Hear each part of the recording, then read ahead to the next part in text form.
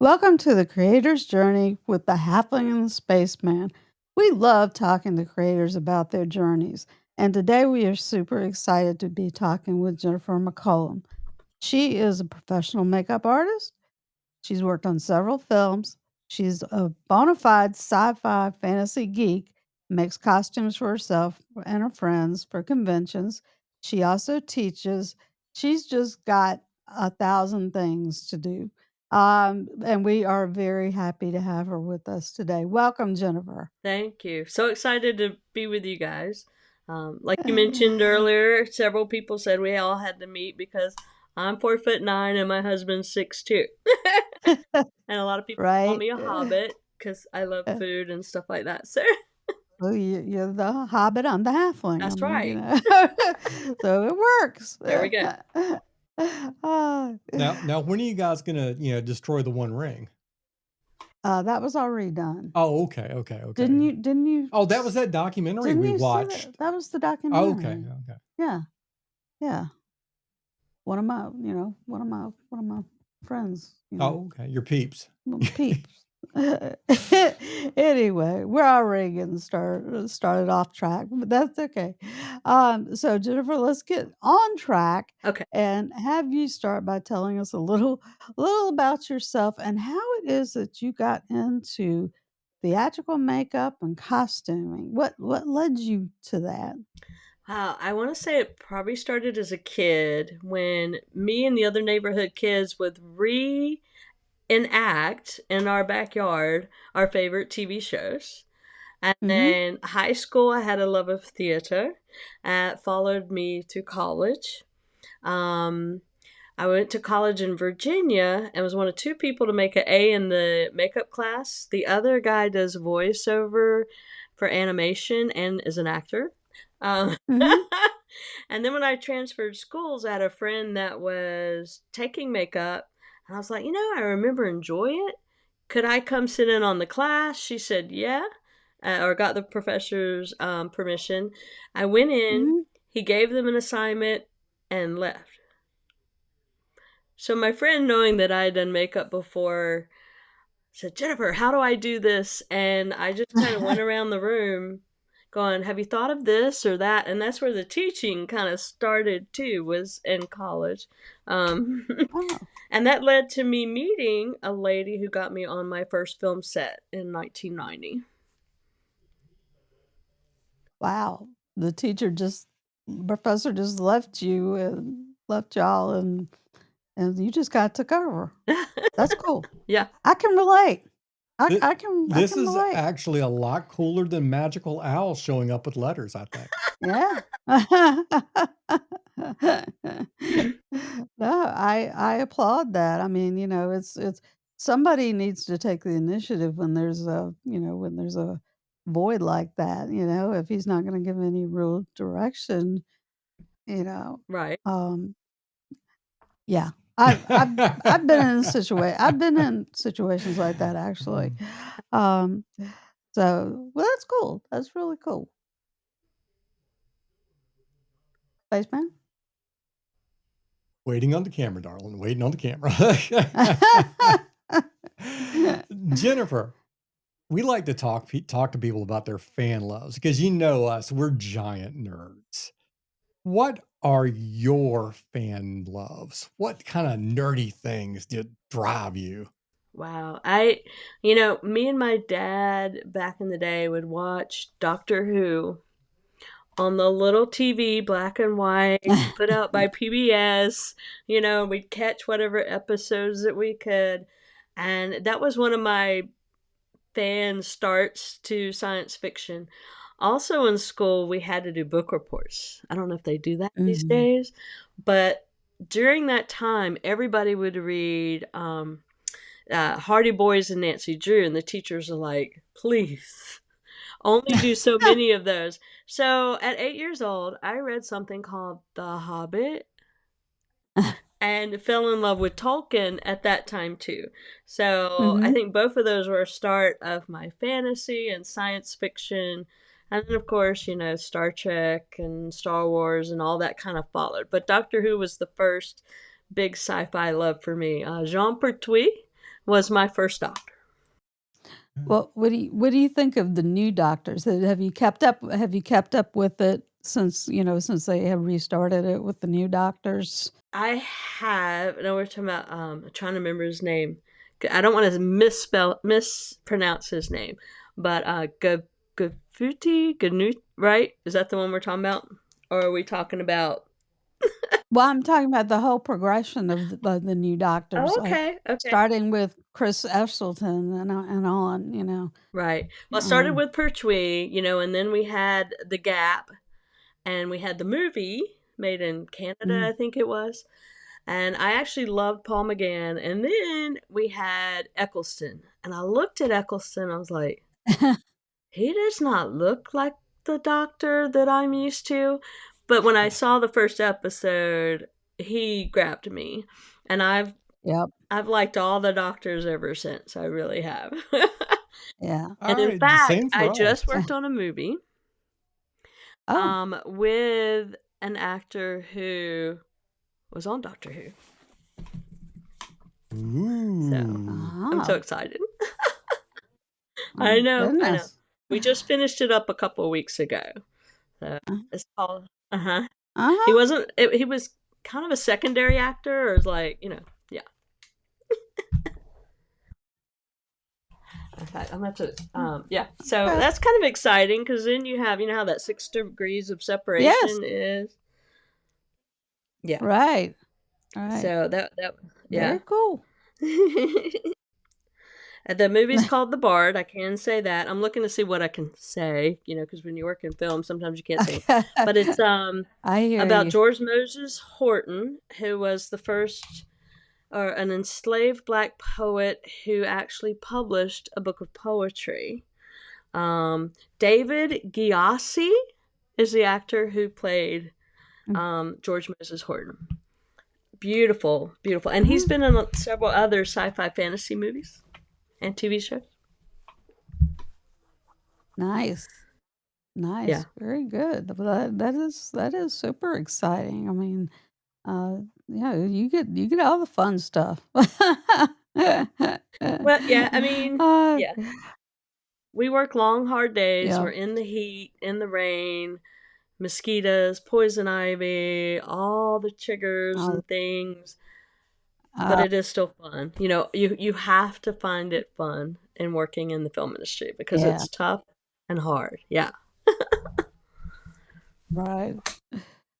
Thinking back to your earlier fandom, when you first started, like with the Doctor Who and getting into the sci-fi, did, um, was your family pretty supportive of that? Did your friends, think you were some weirdo for liking those type of things, or were they pretty cool with it? How was that?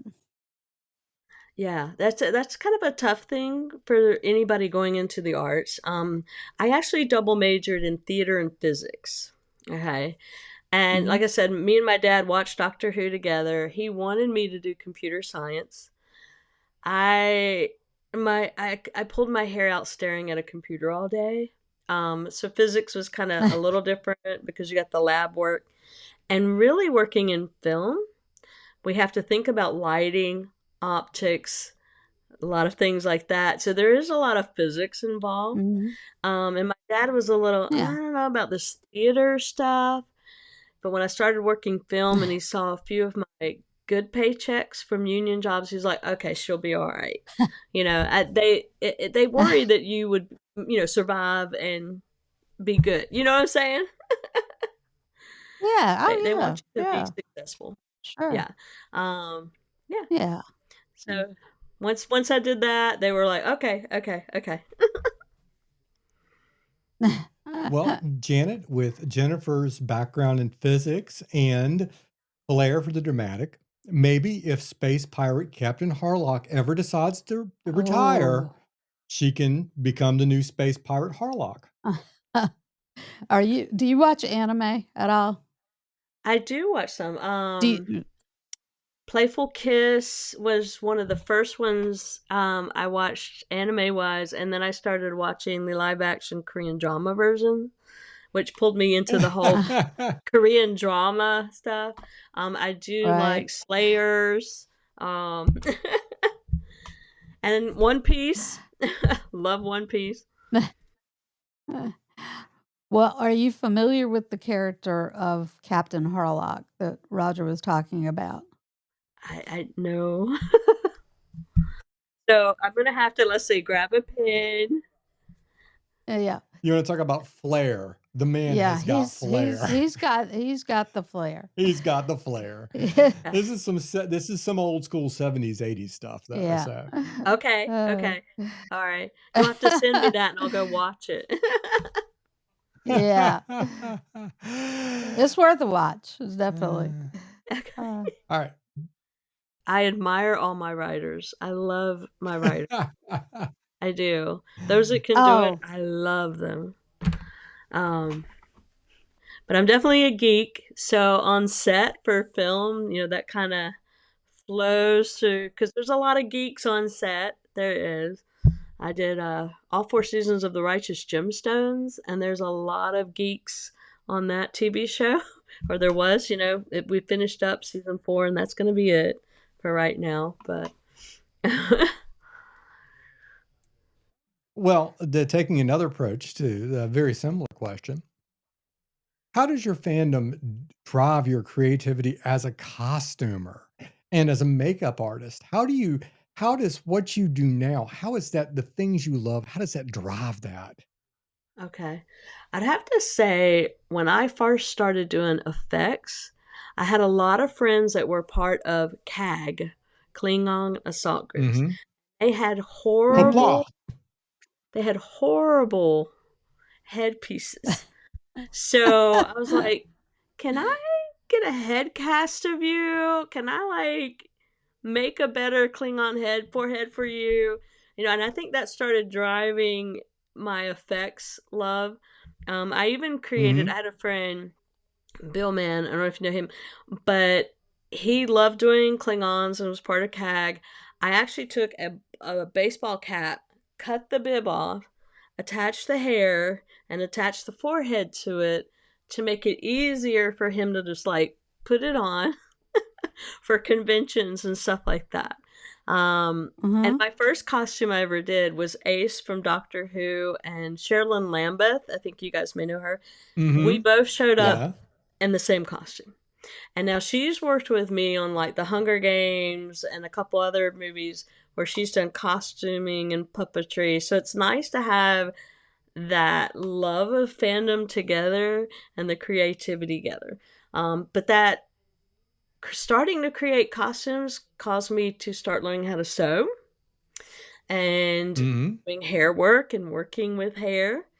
Even though in the union you're makeup artists, but if it's a non-union film, I have my license to do hair too because I love to learn, never stop learning, and so that whole fandom has actually pushed me to learn all the effects, some of the hair, and creating the costuming, airbrushing, working with leather, working with Sintra and Warbler, which is a lot of the materials that your costumers use, and your cosplay Mhm. people will use a lot of those things.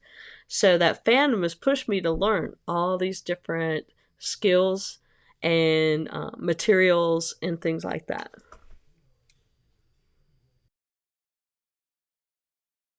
Well, do you ever find yourself watching a movie and looking at, at the costumes and at the wardrobes and say to yourself, I could do that better, or I see what they've done here, but I think that I would have done it this way. Do you ever find yourself doing that?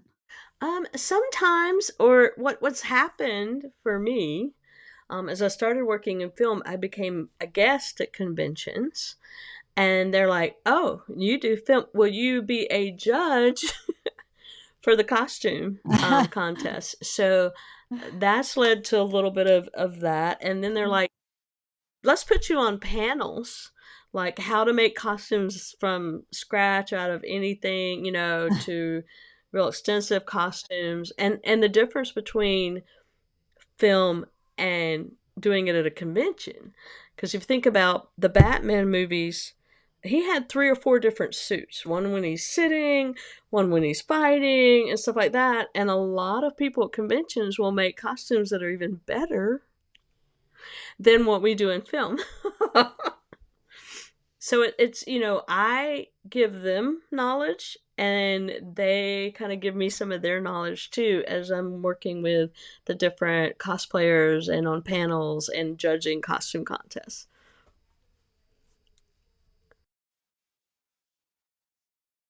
Right. Well, that's cool. That's really cool. I that's one of the differences between Roger and myself is that when we watch a movie, a lot of times wants to pick it apart.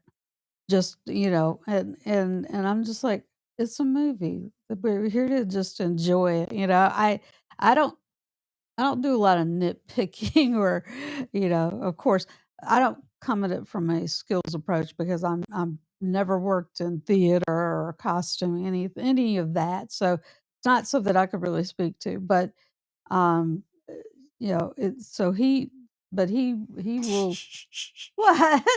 Why are you laughing? No, because it's true. It is true. It is true. But anyway, anyway, well, do you think you could tell us what you're working on now? Because you mentioned that you just got finished with the film. What's next for you, basically? Okay, you're breaking up a little bit, but so what's the next thing I have coming up? Is that the question, right? Yeah, Okay. yeah. Um, right now I don't have anything set in stone. But I have for the local community college put in a proposal to teach introduction to film because I did teach it for 15 years at a community college. I taught intro to film and hair, makeup, and wardrobe to film students. And I will have to kind of laugh and go back a little bit on you. You don't really want to go watch films with people who work in film because we will tear it apart. And in fact, I kind of love. I will show some books. This is called Looking at Movies. I use this book in intro to film class, and over the 15 years that I taught that, I've had every single class is like, I can't watch a movie the same way or a TV show the same way. I just can't because now you've educated me about lighting and acting and mise en scène and all this stuff. I just can't watch it without breaking it down. So I am in process of that program that I taught for 15 years got cut in 2019. So I'm in process of trying to revive it at another community college. Um, there is a few things starting to come to North Carolina. So I am putting my resume out there for a couple of horror movies, and there's Hunting Wives season 2 that's going to be filmed in North Carolina. So I've got my name in the pot for that, and a couple other things. Since COVID, we've had it tough because COVID kind of there was less film work, and then we had the actors writers strike a couple of years after Mhm. Mm-hmm. that. Yeah. And just this year, it's been really quiet, and a lot of things are moving overseas. And last year I Mm. did get to go to Vietnam and work on a film. So I have my passport. I will travel. I have gun will travel. I have passport will travel. Um, and a lot of people, just because I'm in the union and I've worked on a lot of big budget things, a lot of these little directors like, oh, I can't afford her. No, no, no, no, no. We love our craft. You know what I'm saying? And, don't feel afraid to ask someone who's worked in film and big movies to maybe help you out with your little project. Please don't be afraid of that. I Mhm. run into that a lot. It's I'm not gonna ask for like $1 million or anything, but pay us some gas. Help provide some of the supplies. And especially if you're filming local, I can sleep in my own bed. That's wonderful. So I've done a lot of Mm. independent films because maybe there was a new product or a new technique I wanted to try out. Does that make sense? Um, and it gave me Mhm. Yeah. that opportunity. Because really, you're talking about writing and stuff like that. What we do as makeup artists is we get the script, okay? Whether it's a film, an independent film, a TV commercial, um, and we break down that script, reread it. Because I have unit production managers say, oh, it's very light hair. And it's 8 women, and all their hair has to be braided. That's not light hair. But then they're like, oh, there's no effects, but somebody gets soup poured on them. Or, they fall into a mud puddle. That's not effects, but I read that script and I'm like, okay, I see this happening. How many times are you going to want to shoot it? Because I need that many shirts or I need that many pairs of Right. pants so that you can shoot it that many times. And are we going to have a laundromat close by or something, so that we can give you as many takes as you can of those things. Even though it's not a huge monster, there are things still like that, or example, when I went and worked in Vietnam, there's a scene where the adult's chasing a kid because the kid, pickpocketed him and he runs into a durian fruit. Um, we're using mainly the actor's clothes. So I'm like, I have to make fake durian fruit because if you know what that is, a stinky fruit, and it will not come out of your clothes. And then Oh, he, oh, slips and slides. He hits a boat and falls into the water. So I'm like, do we have stunt people? And then I need an extra pair of stuff, a wig for the stunt person, an extra same clothes so that you think it's still the same actor. Does that make sense? So that's kind of our process is we start to read the script right. first. We look for Yeah. those little details Absolutely. like that because that's where we're coming from. We're looking at the hair, the makeup, the wardrobe. Whereas the directors and all, they're looking at the whole story and maybe not the little details. Does that make sense? Um, Yeah, yeah, it's amazing how Yeah. much of everything is logistics, though. I mean, just, how many people would actually think about that? How many shirts do you need? Yeah. It wouldn't be something I would think about. But then again, I have no interest in becoming a filmmaker of any kind. I've seen what those guys to go through. Nah, the spaceman's Yeah. happy right. in his little studio. uh, yeah.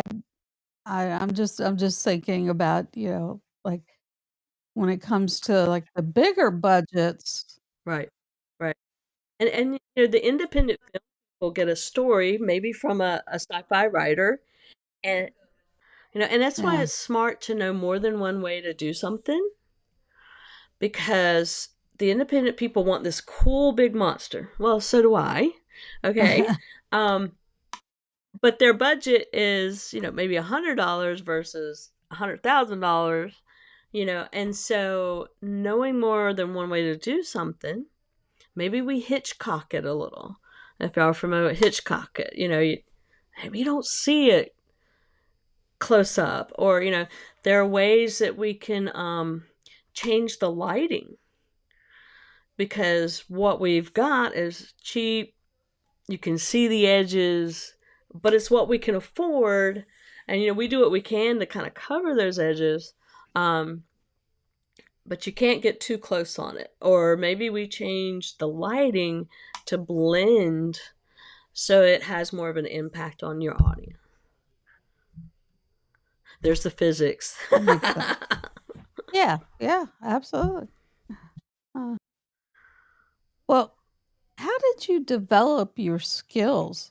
Was it I mean, I know that, you majored in theater and, you took all these courses, but did you find that after you completed sort of your education, was it still a lot of on the job learning and you're just constantly learning new, like you said before, techniques and ways of doing things?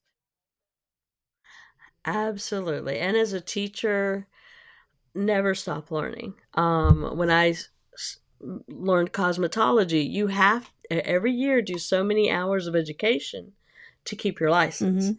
You don't have to do that as a makeup artist, but an object at rest stays at rest. Okay. So if you keep learning, you're going to keep advancing and you're going to keep getting more jobs. So I actually, my friends that were Klingons, I kind of played with that on my own. I went to School of the Arts, took a few classes there. I went out to LA to Westmore Makeup Academy.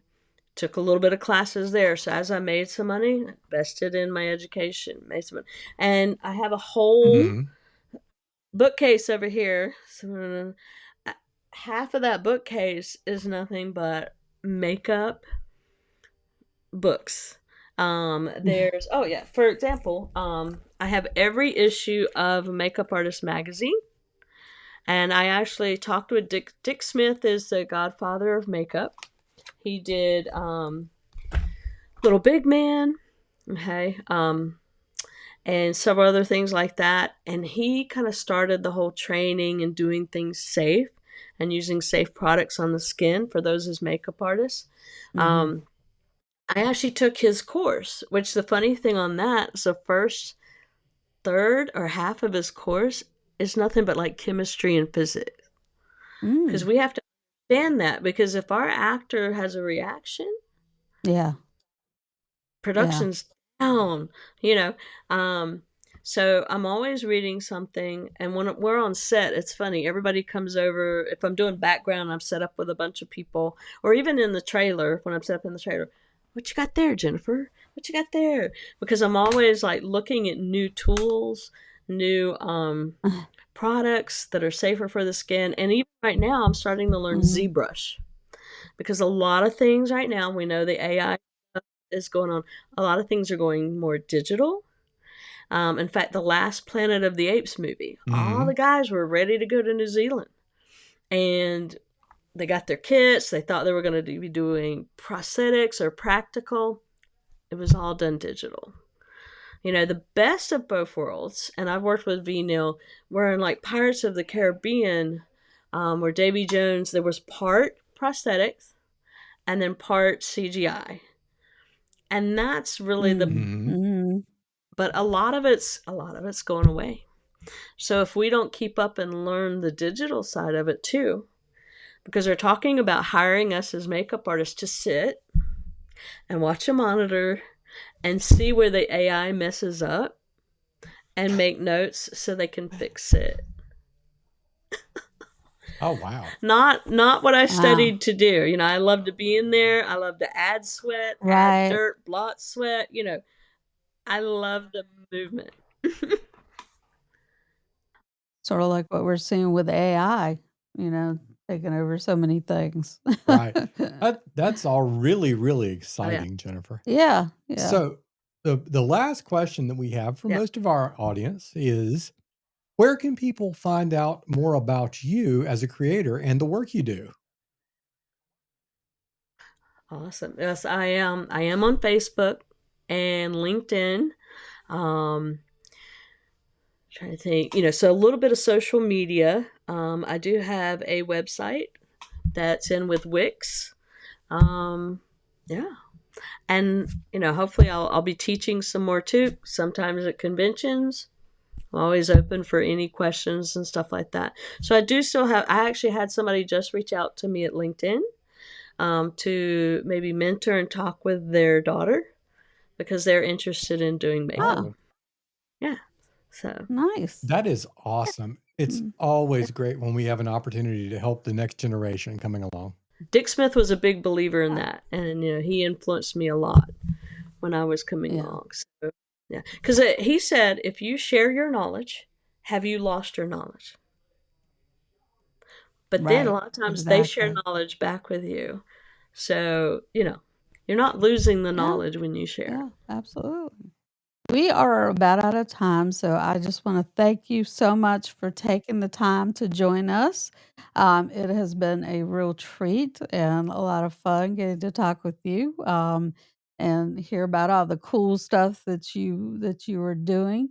I think it's wonderful, and I'm looking forward to seeing you again at another convention.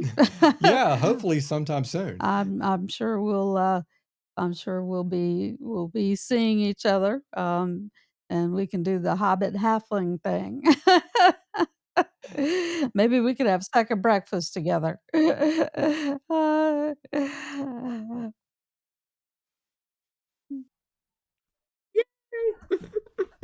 Absolutely. Oh yeah, yeah. Well, I mean, one of my dreams when I went and worked in Vietnam, I snuck over to New Zealand, and of course, I had to go to Hobbit, and we had second breakfast. So do it if you can get there. Do it, and just eating there in Hobbiton and just looking at the world.